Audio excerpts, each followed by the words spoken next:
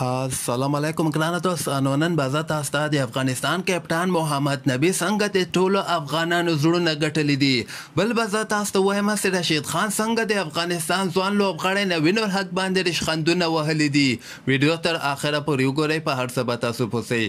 لازم اول زه تاسو ته د محمد نبي په هکله باندې یو خبر درکوم چې محمد نبي به یقینا په دغه کار سره د ټولو افغانانو زړونه ګټلي. دغه کیریبین پریمیر لیګ سی پی ایل کې محمد نبي ته چې کومه لوبه تر سره کړوله، په هغه لوبه کې خو زبردسته بیټینګ هم تر سره کړه، زبردسته بولینګ هم تر سره کړه. جمیکا تلاواس لپاره مهمه لوبه وګټله.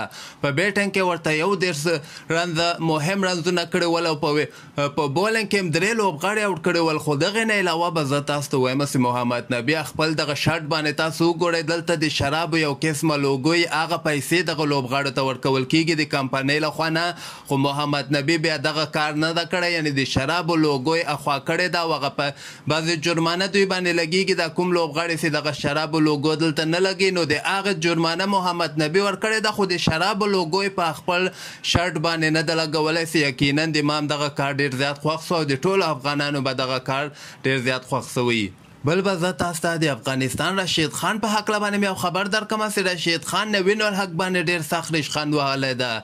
هغه نوین الحق چې ټي 10 لیګ کې چې کومه ډرافت ترسره سو لوبغاړي اخیستل کېدل، هغلته نوین الحق هم دغه دوبۍ په نوم باندې چې کوم ټیم ده هلته په څوکیو باندې ناست و، یعنې دغلته مشورې ورسره کولې، دغه نورو مشران چې کوم دي دغه ورسره مشورې کولې. خو دغلته به زه تاسو ته وایم چې رشید خان ورباندې ریشخند وهلی ده چې دغه ورته ویلي دی چې خیر د ما هم واخله په دغه ټي 10 لیګ کې. نوین الحق بیا په جواب کې ورته ویلي دي چې سوچ به در باندې وکړم، خو بیا لاندې کې رشید خان ویلي چې اتمن مې باید واخلي او پلیز یعنې ما اتمن واخله.